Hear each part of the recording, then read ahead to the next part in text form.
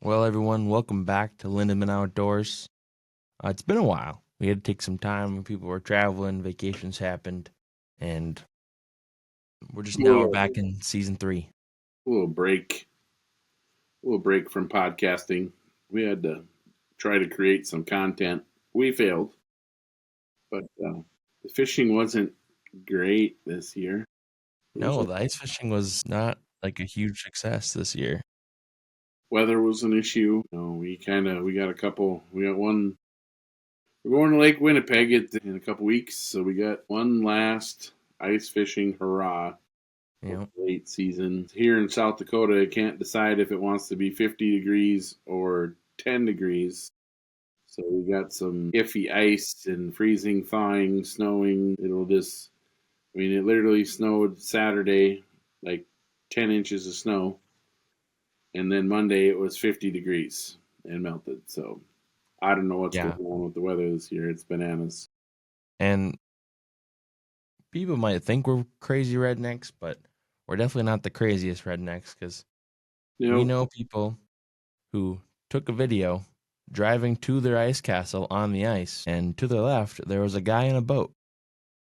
In the open water, part of the same In lake. the open water of the lake.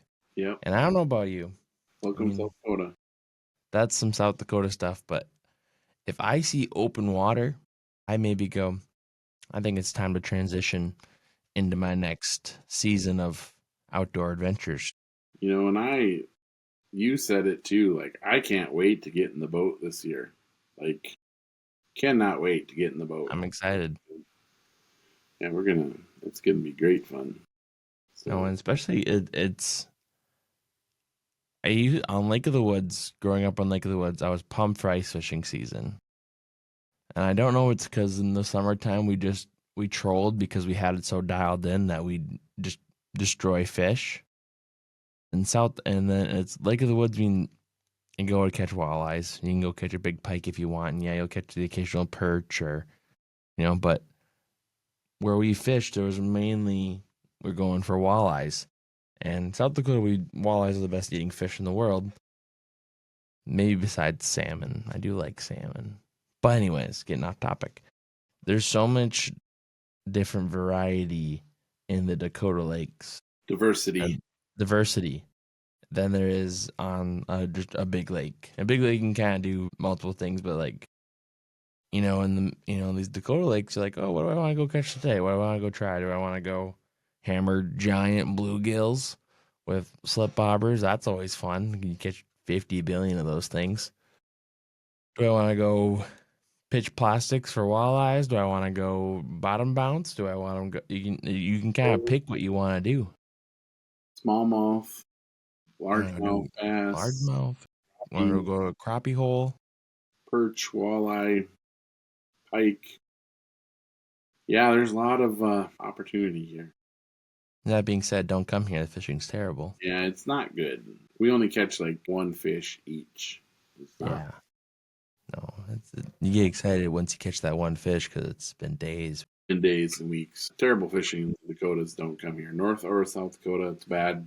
Northern Minnesota, terrible. Not that great either. Might as well stay in Wisconsin. I would, or just fish. Go to Red Lake. Yeah, go to Red Lake. Mille Lacs. Those are good places if you live in the metro area. Leech Lake. That's where you should go. But I think we should, in the 2026, kind of tackle this once and for all, and we'll be done with it. I think the LiveScope debate is over. I think everyone has one now.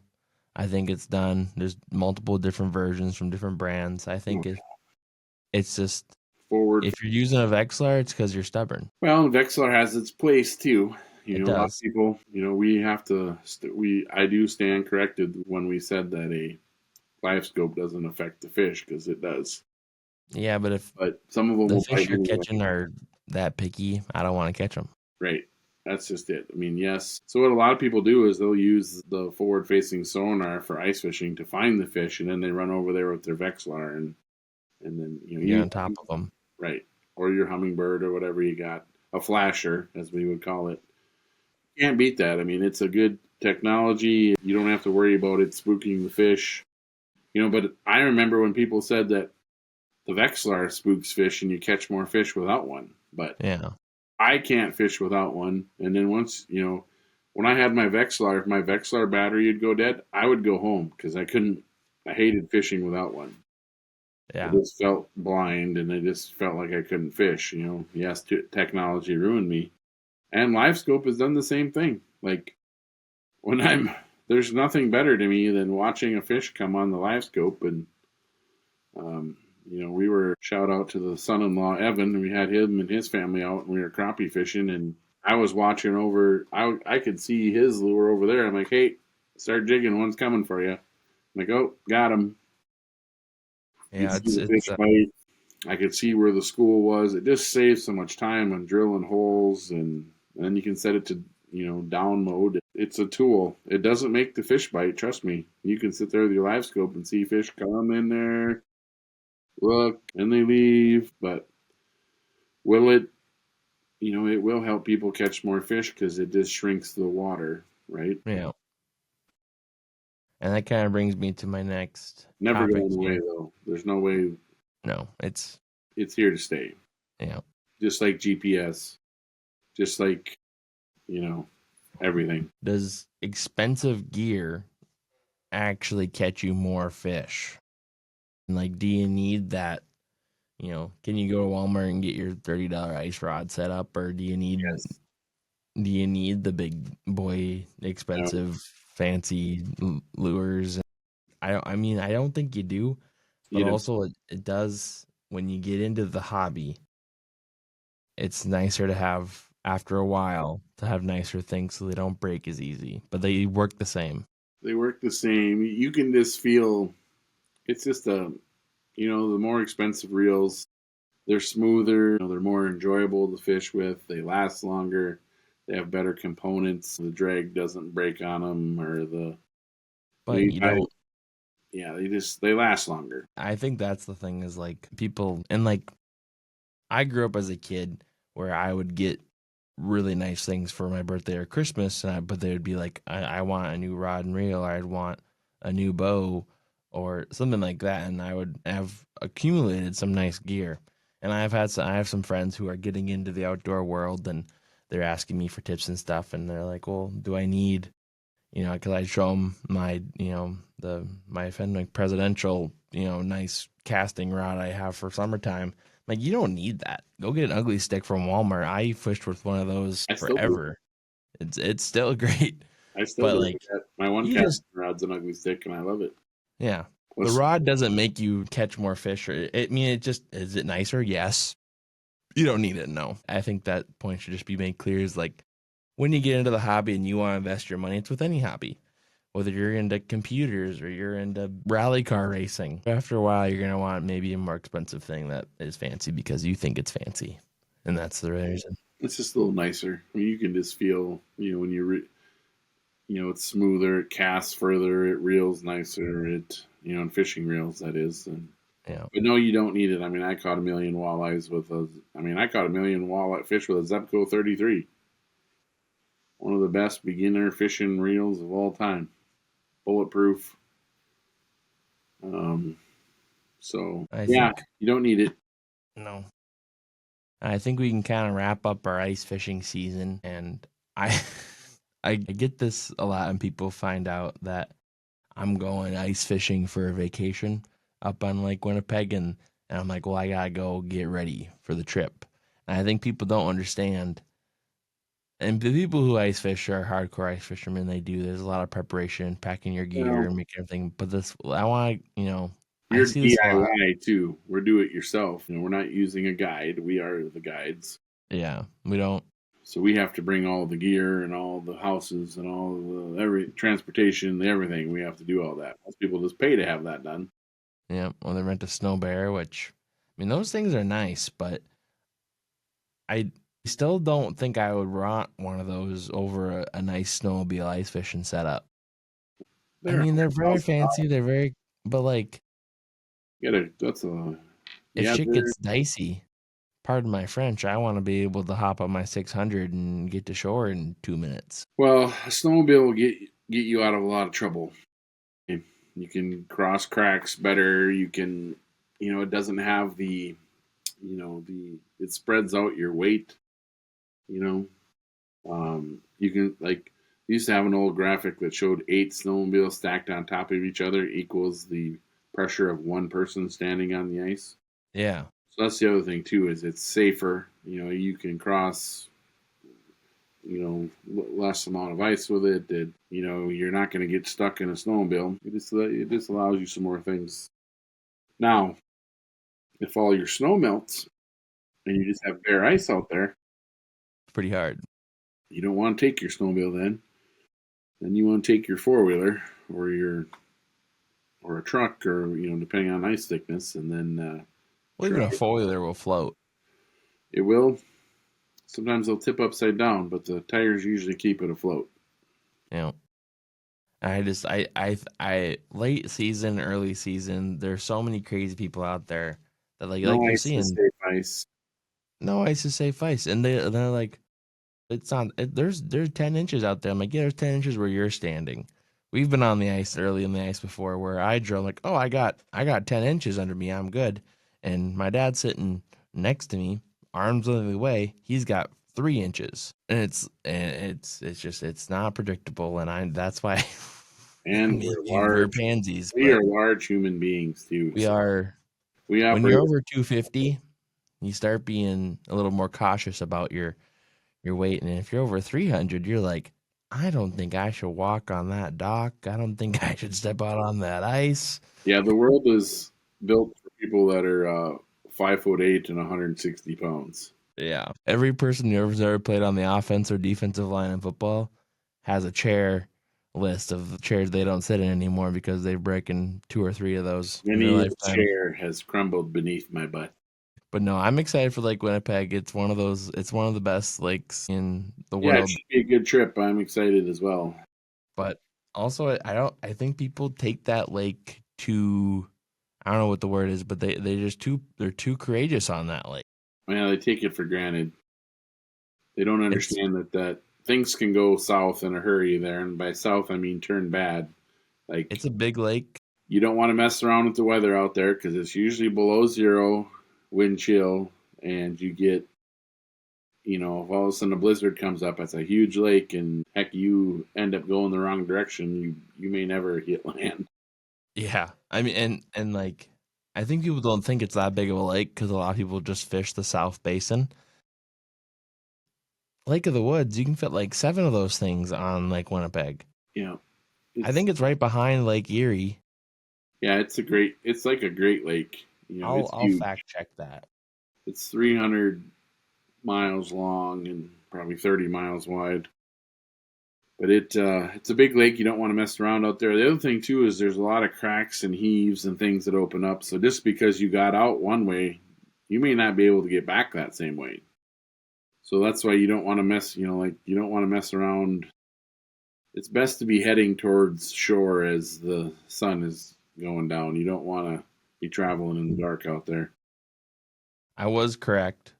In order of lake sizes in North America, which we have the biggest lakes, Lake Superior is their square miles, 31,700. Lake Huron, 23,000. Lake Michigan, 22,400. Lake Erie, 9,910 square miles. And then you have Lake Ontario, 7,340. So those are the Great Lakes. Lake Winnipeg is larger than Lake Ontario at 9,465 square miles. So really, it's bigger than one of the Great Lakes. It's 300 and change shorter square miles than Lake Erie. Well, there you go. That's a huge lake. It's a huge lake. So you got to respect it. You got to respect the weather.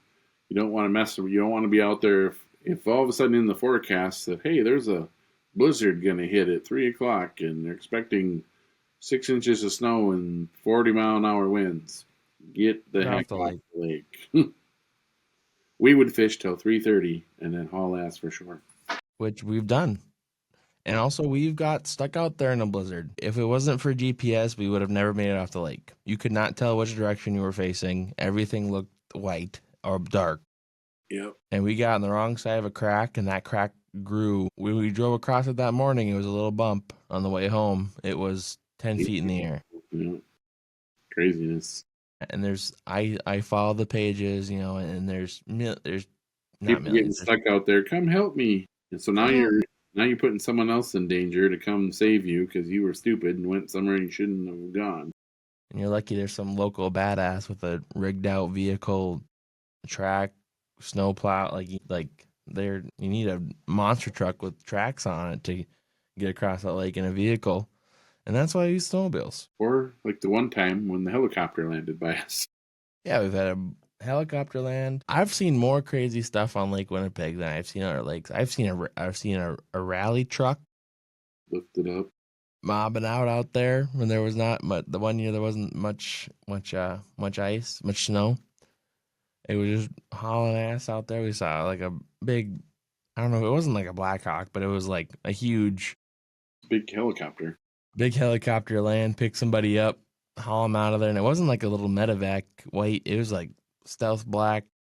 No, it was somebody that chartered a helicopter to fly them out there to ice fish for the day. Did some crazy things. But as ice fishing comes to a close, I think I'm trying to think. It's probably my top 3 favorite things to do in the outdoors is turkey hunting. By far. I still think bow hunting whitetails is number 1. And I gotta say, just like fishing in general is number 2. But number 3 is turkey hunting. Turkey hunting is pretty close to number 1 for me. And there's, people think turkey hunting is easy and it's stupid and dumb. But sometimes it feels harder than it is the deer hunt. Come here. I feel like sometimes deer hunting is a little easier because they at least, they Turkey pattern a little bit. It's way harder than elk hunting. There's a hot take. Why is turkey hunting harder than elk hunting? It just is. Trying to call them in and, depends on your terrain. I mean, they live everywhere. Mountains, swamps, they can fly.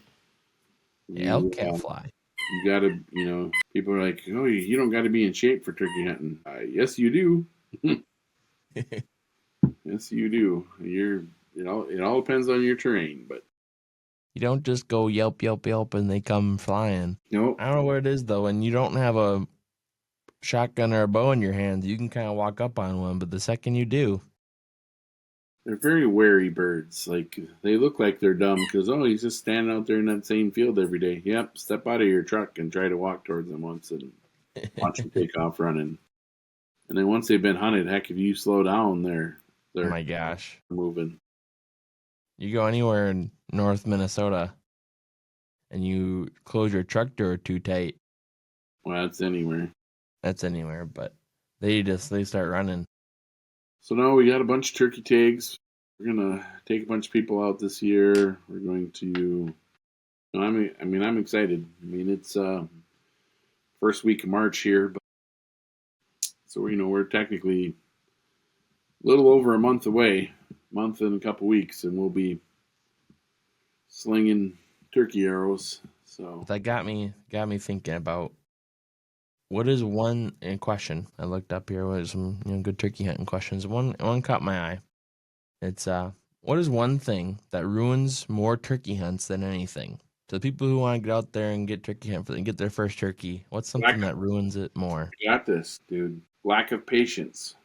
Okay, think about how many times that we've been in the blind and you're like, let's go. We're not going to get anything. We haven't heard nothing. We haven't seen nothing. And we're like, no, let's just wait a little bit, because then all of a sudden you hit the call and you're like, oh, Jesus, he's right here. Because they'll go quiet. Like in the morning, they'll be roosted up and you'll be calling at them. And because they don't always, just because you got them roosted doesn't mean they're roasted, as the old saying goes. They'll, because they'll fly down it, because and it all depends where the hens are too and which way they go. So like if the hens go the opposite way, well, they're going to go chase those hens. So you may end up sitting there and like he may have heard you. He heard you. He knew where you were. So he's going to go follow those other hens and he's going to breed all them right away. And then when he's done with that, about 9, 10 o'clock, he's going to start cruising looking for some more. A lot of times that's so I think lack of patience is what people, you don't have enough of, You got to be patient when you're turkey hunting. I mean, we had that when we got our double last year too. We were like, well, they're not here. And I was like, Yeah, well, we let's were. kind of wait and see what the morning brings us. And all of a sudden, oh, there's a turkey over there, and oh, there's a turkey over there, and oh yeah, hey, those are a couple toms. Here, let me hit them with the call and see what they do. And it was very windy that day. I think that's maybe why we just stayed put, because we're like, let's just give it another hour. Yeah, We'll go sit back a little bit, relax, and then we'll go look around. we'll see what happens.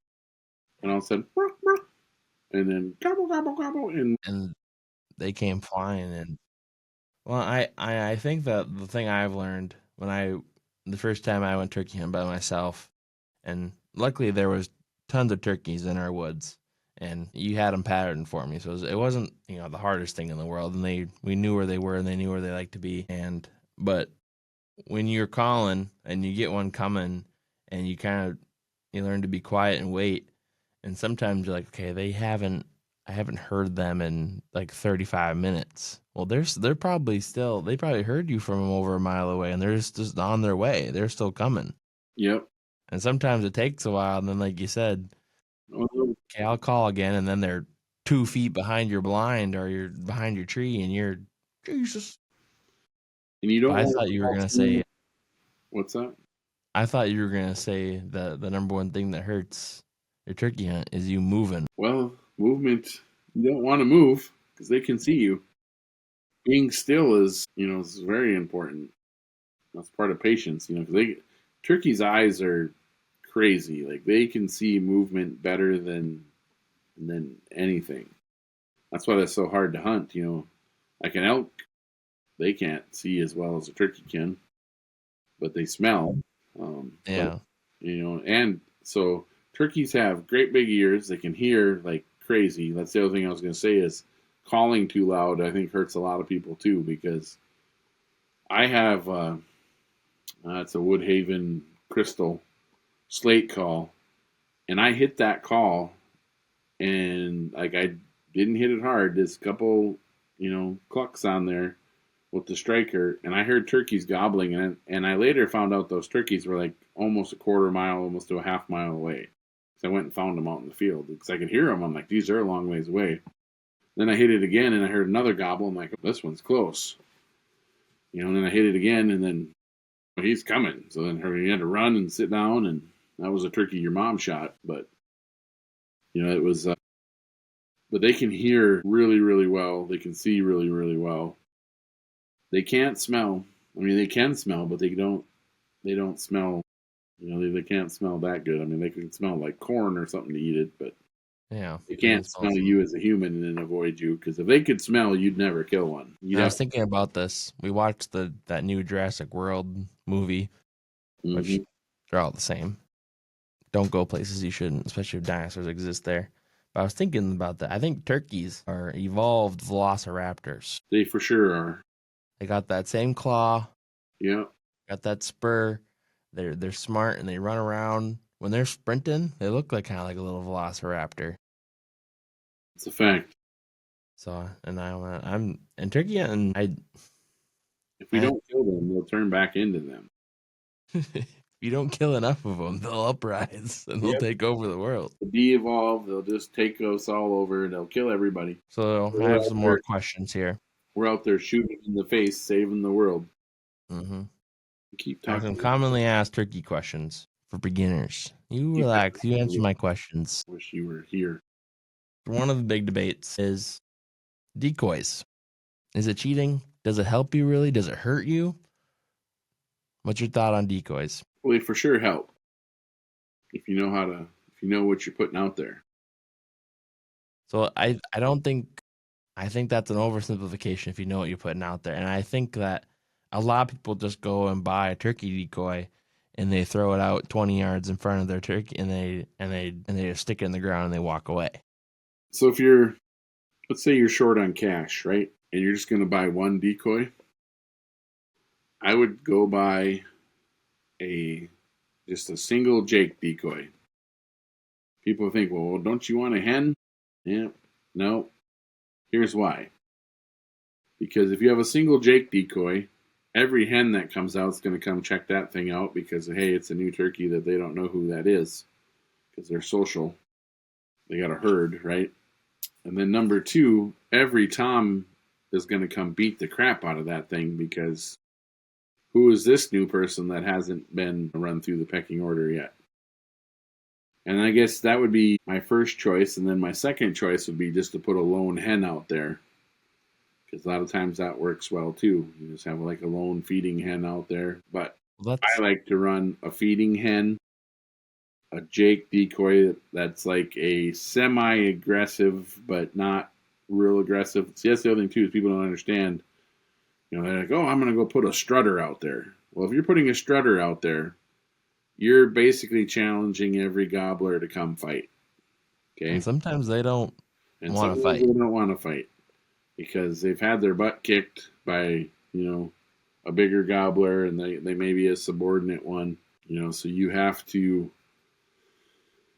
you gotta read the mood of the turkeys. And so a lot of times when you're decoying, you don't want something that's too aggressive because you're going to spook a lot of those turkeys that just don't want to fight, so, you gotta know. That's what I mean by you gotta know what you're putting out there and you gotta know the mood of the turkeys. I mean, we've had times when they don't want nothing to do with the Jake decoy either because, they don't want to fight at all. So then if they're that's when you got to move like, well, I'm just going to put a single hen out there and see what happens, But remember that one turkey that you shot with this Frankenstrutter decoy? Frankenstrutter? See, those turkeys we knew because we hunted them Remember days before. They were running we had these two toms come out. Yep. And they're right in the middle of this big field, but you could see all the way across it because we're flat. And every time a turkey would come out, because we were calling them, they would take off, sprint to that turkey, chase it out of there, and then they'd come back to the middle. Yeah, so they were running every other turkey out of there. But they didn't care about our little hen we just had a hen decoy out, and they didn't really care. They were just wanting to fight. So we're like, well, I know we'll kill these things tomorrow, I told you, because I know what we got to do here. So then we left and we went and got the Frankenstrutter, which is a DIY homemade strutter decoy out of a reaping scoot and shoot and an actual turkey fan. And that you kind of wired up with a stand and some rope hot glue and spray foam and turkey feathers and just all kinds of stuff. But this thing looks ugly. It's really lightweight, easy to carry, and we've killed a bunch of birds off that thing already. So, and that morning they came in. That was a quick hunt. The sun came up. You hit a couple calls, and I'll link that video. Here they come to this podcast, and then boom, they just come flying in. And that first one, we actually ended up missing that first one, and then wasn't that no? I think that was the year after. Yeah, same field we've killed these turkeys on, but that time was crazy too because they were a pretty aggressive bird. But I missed the first one. My sight was off, and then I hit the second one. But the one with the Frankenstrutter, that one came in and we smoked it, and it was quick. But that turkey was very aggressive, and we knew that from the day before, looking at them, watching them, that they were the top dogs, and that was a big, I think it was like a 9.5 or 10-inch beard. It was just a big old strutter tom. Right. But I saw a TikTok the other day that was like, would you rather miss? This is a negative situation. Zeddy's on the pod again. Hi, Zeddy. Would you rather miss a 170 plus deer at 40 yards with your bow? Oh, I did that last year. Yep. Twice. Or miss a triple turkey, which is their. Which one would I rather miss? Yep. Well, I'd rather miss the deer because that turkey you described is much more rare. A triple beard shadow. Yep, smoke phase turkey. Smoke phase. Yeah. My friend Allie German, shadow Allie German, even though she doesn't watch this, she's killed a shadow phase tom. What? Yep, she got it mounted. She turkey hunts? Yeah. You wait to telling me this now? I thought you knew that. No. Yeah, she's got a big old strutter on her wall. What the heck? Shadow phase and not shadow. Allie, you just went up like 40 coolness points. She's not watching this, but why is she not watching this? What's wrong with her? Well, I'll tell her because I gave her a shout out in this. I'll have her send me a photo of it and we'll put it up here. It's a pretty You bird. say that, then you never do. Just so the people, when you actually watch this and you hear I this, do put them up. no, I can go back to like 4 podcasts where you were supposed to pop something up and it's not there. Well, sometimes I get bored. Yeah, you get in a hurry editing is what happens. That's true. So, Do you think straight lies. social media, I think this is a big topic. Do you think it's kind of ruining hunting a little bit? For sure. There's too many posers out there. Yeah, I think you see it a lot more in fishing content Wannabes. than you do hunting, because hunting, you actually got to kill the bird or kill the deer. Yeah. You see it a lot in duck hunting. Duck hunters are the absolute posers of the hunting world. Now, let's not fight amongst our hunting selves, but I agree. There's a lot of I have friends the like, you gonna go out? the bro dude hunting. Yeah, you go out? I go shoot some ducks? Like, no. I'm a waterfowler.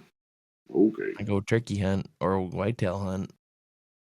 Yeah, but I'd rather walk 20 miles and kill 2 pheasants than go sit on some shit pond and shoot 30 ducks. there's your hot take to blow up the internet. It's your turn to run that one. You put I'll post that one. that reel out there and watch that sucker blow up. Well, it's just you sit in a shit pond, you smell like shit, you're surrounded by floating corn and someone's turd they shit out McDonald's 10 days ago, and then you maybe shoot some 30 ducks, and then you go feather them and you eat maybe 2 of them, and you're like, this tastes like shit. Yeah, because they're swimming in shit and eating the leftover corn that doesn't get digested in your digestive tract and is out there floating. Because everyone knows the best place to hunt ducks is over a shit pond. No. Because they like that stinky stuff. Duck slough. It's all stinky. And then just the mud. No. Stinky slough water. I'd rather walk 20 miles uphill both ways than go shoot 1 pheasant or 3 grouse. Yeah. I'd rather go through a willow swamp and shoot a Tweety bird. You're not wrong. I'm not. And that, I just like, I feel like duck hunting and fly fishermen, and I think they just kind of go hand in hand. And then they think they're like these like epic outdoors sportsmen, Ultraman, testosterone. I'm like, okay. Yeah. Fly fishing. Well, I don't understand that. I don't think I ever will. And I mean, to be fair, I've never tried it. But also, I went and caught salmon and trout, and I've casted on a river and caught some fish, and that's just, it's fun. But like, I don't want to sit there and flail around my little ribbon, and it's the sportsman's way. It's anyone who lives in Minneapolis, St. Paul. They're a fly fisherman. They also hunt ducks, and they can stay there. I'm just saying one thing though: you don't see a lot of poser turkey hunters. Oh no, you can't pretend to be a turkey hunter because they'll school you in a hurry. Or like mule deer bow hunters, like the hard spot and stock guys. Everyone who ever posted one of those, they're a badass. Yeah, you're the real deal. Because they're walking up some cliff. Even whitetail bow hunting. That's Yeah. But I just it's not easy. It's not easy. No, elk hunting too. Elk hunting isn't easy. It sucks. No, elk hunting is. It's really hard. It's the worst time and the best time you'll ever have in your life. I'm gonna go spend about $4,000. I'm gonna go kill myself for 4 days, maybe see an elk, or and hike, and then walk back down the mountain and drive the 12 hours home. And be like, it was a great time. Awesome. Had a blast. I almost died every day falling off a cliff. We saw an elk herd about 10 miles away, and they went over the mountain in 10 minutes that we just climbed 2 days to get over. Yep. It was that one day, and I was chasing that one elk up to the top of the mountain, and I was like, yeah, I can just die now. I don't need to walk back. It's too far. It's insane. That's why, to be fair, we're very large individuals, but the guys that are like... We're not built for elk hunting. The cross-country, 5'8", our buddy Sisler, our buddy Sisler, who's a shout-out Sisler, who's like, 6'2", 170, and of built like a mule deer. all his just long legs, just a machine out there. Yeah. The guys that can do that, power to you. That's impressive. That's Yeah. hard as shit. You're built for that. I'm built for a ground blind. I'm built to wear a ghillie suit, lean up against a little bush, get cozy. Tell you what, I don't know if I'm gonna hunt out of a tree stand anymore. I had so much. If I could shoot, I'd have killed so many bucks off the ground this year that it's stupid. I feel like if you got a good ghillie suit and you get a good brushed in spot, I think you're more invisible than you ever would be in a tree.